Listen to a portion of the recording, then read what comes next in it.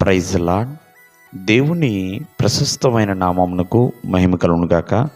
ప్రభు నామమున మీ అందరికీ హృదయపూర్వక వందనాలు. ఈ ఉదయకాలము దేవుని వాక్యాన్ని విందాం.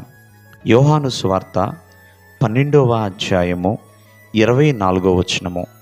గోధుమ గింజ భూమిలో పడి చావకుండిన ఎడల అది ఒంటిగానే ఉండును, అది చచ్చిన ఎడల విస్తారముగా ఫలించును. ప్రేమైన వర్లారా, విస్తారమైన ఫలింపు ఎప్పుడు వచ్చింది అంటే గోధుమ గింజగా ఉన్నప్పుడు కాదండి. ఇక్కడ గోధుమ గింజ దేనికి సాదృశ్యంగా కనపడుతుంది? ఎందు నిమిత్తము? చూడండి, యేసుక్రీస్తు వారిని మనము ఆలోచన చేస్తే, యేసుక్రీస్తు వారు మన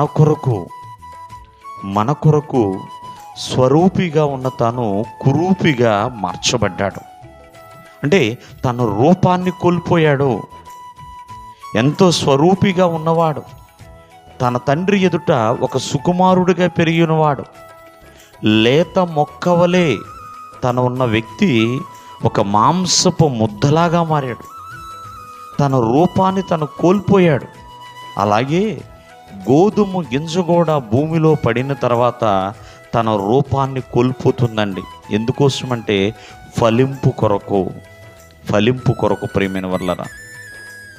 మరి యేసుక్రీస్తు వారు మనందరి కొరకు ఆ శిలువ మీద తన విలువైన ప్రాణాన్ని పెట్టాడు, మరణించాడు. ఎందుకంటే ఆయన ప్రాణ త్యాగము వలన ఎంతోమంది బ్రతికించబడుతున్నారు, ఎంతోమంది పాపము నుండి విడుదల పొందుతున్నారు, అగ్నిగుండము నుండి తప్పించబడుతున్నారు. కాబట్టి ఆయన యొక్క మరణము ఎంతోమందికి కూడా మేలైనదే.